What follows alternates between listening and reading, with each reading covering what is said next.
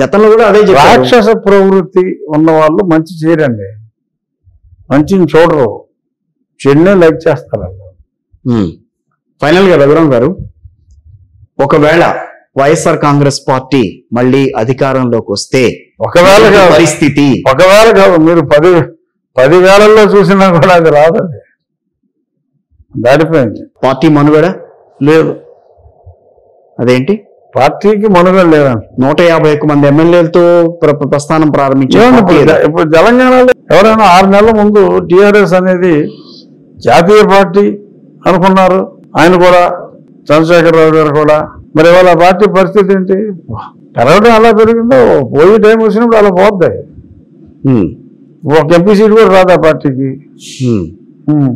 తర్వాత ఏమవుద్ది? 27 మంది ఎమ్మెల్యేలు వెళ్ళిపోతున్నారు. నీవు నేర్పింది విద్య నీరదాక్ష, కొడుకు, అల్లుడు, పెద్ద ఆయన, ఇంకా తోడళ్ళు, ఇంకులు ఎవరు ఉంటారు, 3-4 కుటుంబ సభ్యులు, అందరూ వెళ్ళిపోతారు. ఎవరు ఉండరంటారు. పార్టీ ఇక్కడ పార్టీ మనుగడ కష్టం అని. ఇక్కడ ఈ పార్టీ పరిస్థితి అంటే అక్కడ ఆ పార్టీ పరిస్థితి అదే ఉంది. నువ్వు ఒక 10 మంది అలవాటు చేసావు, ఇంటికి వెళ్ళి ఇచ్చి అలవాటు, దానితో వీళ్ళు ఏంటి పడినంటే అసలు నిజంగా పడిందా లేదా అని బ్యాంక్ వెళ్ళి డబ్బులు డ్రా చేసేసుకుంటాం అనేది ఒకటి. కాన్ఫిడెన్స్ పోయింది దానికి. ఓకే, ఆ బ్యాంక్లో నిజంగా పడిందా లేదా అని చూసుకున్నాను, వెళ్ళిపోయి మళ్ళీ అక్కడ బ్యాంక్ దగ్గర లైన్లో నుంచి మరి ఆ డబ్బుల కోసం. సో ఈ హస్ క్రియేటెడ్ టోటల్ కన్ఫ్యూజన్.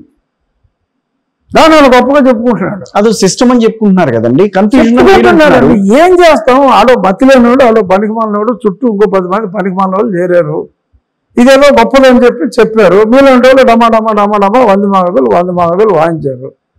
మిగిలిన వాళ్ళు కూడా పాపం తెలియక మంచి ఆ సిస్టమ్ ఏదో గొప్ప సిస్టమ్ లాగా ఫాలో అవ్వాలి అనుకుంటున్నారు. ఈ has ruled the state. I can confidently say that బగర్ హస్ రూల్డ్ ది స్టేట్.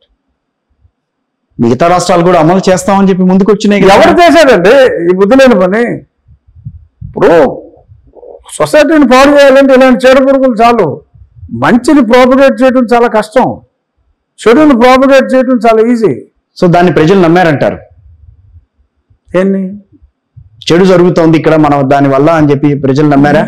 ఈ ఒక్క విషయం కాదు, చాలా విషయాల్లో చాలా అన్యాయం జరిగింది. ఏ అంశాల ప్రాతిపదికగా ఎన్నికల్లో ప్రజలంతా కూడా కూటమి వైపు నడిచారని మీ భావన? అసలు మెయిన్ ప్రజలకి ఇతన్ని వదిలించుకోవాలని ఒక దృఢ నిశ్చయానికి వచ్చారండి. ఈడు పోవాలరా బాబు అని ఒక దృఢ నిశ్చయానికి వచ్చారు. ఏ అంశాల ప్రాతిపదికనది? అసలు ఏ అంశం ఏంటి? అన్ని అంశాలు అసలు ఈడు ఉండకూడదు అనుకుని డిసైడ్ అయిపోయారు. ఏ అంశం ఏంటి? ఉంటే రాష్ట్రం సర్వనాశనం అయిపోతుంది, అసలు లా అండ్ ఆర్డర్ లేదు, ప్రజల ప్రాణానికి గ్యారంటీ లేదు, ద రైట్ టు స్పీక్ అనేది భావ స్వాతంత్రం లేదు. అసలు రాజ్యాంగంలో మనకున్న ఫండమెంటల్ రైట్స్ ఆర్టికల్ 42, ఆర్టికల్ 22 మొత్తం అన్ని మింగేసాడు. మీరు చెప్పింది అంటే నిజంగా దాంట్లో అవన్నీ జరుగుంటే కనుక 3 ఏళ్ల తర్వాత 4 ఏళ్ల తర్వాత రెవల్యూషన్ లాంటిది ఏమన్నా వచ్చిండేదిగా? 3 ఏళ్ల తర్వాత వచ్చిండేదిగా. నిజంగా వచ్చింది రెవల్యూషన్. కానీ వీళ్ళ పోలీసు దాడులు, వీళ్ళ అనకదొక్కుళ్ళు ఇవన్నీ చూసి మరి ప్రజలకు ఉన్నది ఒకటే ఆయుధం ఏంటి? వేరే ఆయుధం పట్టుకోవడానికి పర్మిషన్ లేదు కదా. అవును, ప్రజలకున్న ప్రజాస్వామ్యం ప్రజలకు ఒకటే ఆయుధం ఇచ్చింది, కత్తులు కట్టాలకి పర్మిషన్ ఇవ్వాలా.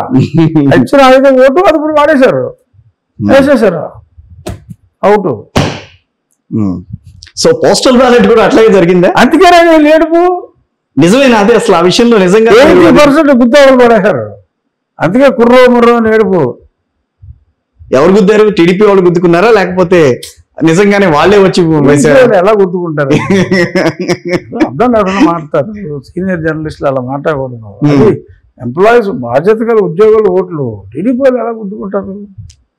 కాదు, ఉద్యోగులు అన్న వాళ్ళు నిజంగా ఎన్నికల్లో కీలక పాత్ర పోషిస్తారా? వాళ్ళు ఏమన్నా పోస్టల్ బ్యాలెట్ విషయంలో దీన్ని ప్రభావితం చేసింది అని చెప్పి ప్రస్తుతం ఉన్న ఆపద్ధర్మ ముఖ్యమంత్రి గారు కాదు కానీ ఆపద్ధర్మ కొంతమంది మంత్రులు కానీ లేకపోతే కొంతమంది ఎమ్మెల్యేలు కానీ మాట్లాడుతున్నారు. దాని మీద మేము కామెంట్ ఏంటి అసలు?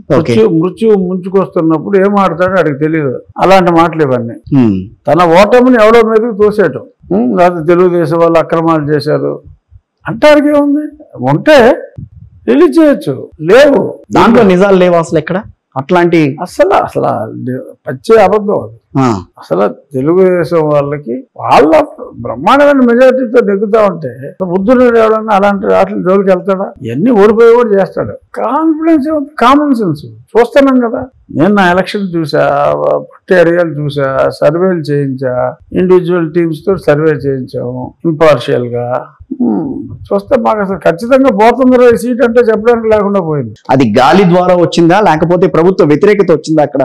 ప్రభుత్వ వ్యతిరేకత ప్లేడ్ ద కీ రోల్. ప్రభుత్వ వ్యతిరేకత అని కదా, జగన్మోహన్ రెడ్డి అంటే ఉన్న వ్యతిరేకత, ఆ వ్యక్తి మీద ఉన్న వ్యతిరేకత. ఏంటనంటారు అంత వ్యతిరేకత అంటే? ఏ విషయంలో?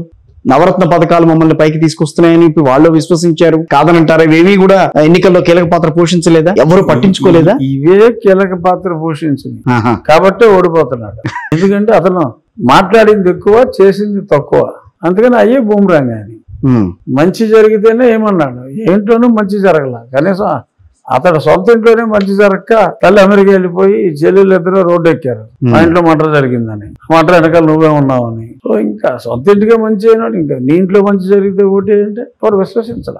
రాష్ట్రంలో మీకు మంచి జరిగితేనే నాకు ఓటేయండి అని అన్నాడు. ఇంత పిచ్చగా ఎవరో మాట్లాడరంట. అదేంటి, నేను చేశాను మీకు అది కనిపిస్తే వేయండి నాకు ఓటు అని అన్నారు ఆయన. అవును, కనిపించలేదు, ఓటేయలేదు, అయిపోయింది. కనిపిస్తే ఏమన్నాడండి, మంచి చేసినట్టు మీకు కనిపిస్తేనే అయ్యింది అన్నాడు. కనపడలేదు, వేయలేదు, అయిపోయింది.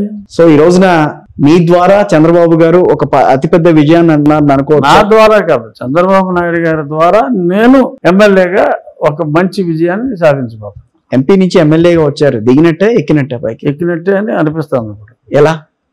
ఎందుకంటే చాలా మంది ఎమ్మెల్యే టికెట్ దొరక్క ఎంపీకి వెళ్తున్నారు. నేనే రేరు, ఎంపీ దొరక్క ఇటు వచ్చా. ఒక విషయం, మీరు పోటీ చేద్దామని అనుకున్నప్పుడు ఎందుకంత గందరగోళం కనిపించింది? ఎందుకు మీకు ఇవ్వమని అన్నారు బీజేపీ వాళ్ళు, మళ్ళీ ఆ తర్వాత టీడీపీ వాళ్ళ దగ్గరికి పెడితే టీడీపీ కూడా కొంత మాట్లాడలేదు, ఏ విషయంలోనూ సందిగ్ధత కనిపించిందని వార్తలు వచ్చినాయి. అసలు అక్కడ ఏం జరిగింది సార్? ఏమీ లేదు. ఆ స్థానం భారతీయ జనతా పార్టీకి ఇచ్చారు. భారతీయ జనతా పార్టీ నుంచి నాకు ఆ సీట్ రాకుండా కొన్ని శక్తులు అడ్డం పడ్డాయి. ఆ సీట్ ఏ శక్తులు అవి? కొన్ని శక్తులు. ఏ శక్తులు? ఏ శక్తి అంటే అతీత శక్తులు ఏమన్నా ఉన్నాయా? మిమ్మల్ని అడ్డుకునే అతీత శక్తులు ఏమన్నా ఉన్నాయి మీరు అనుకున్నవి?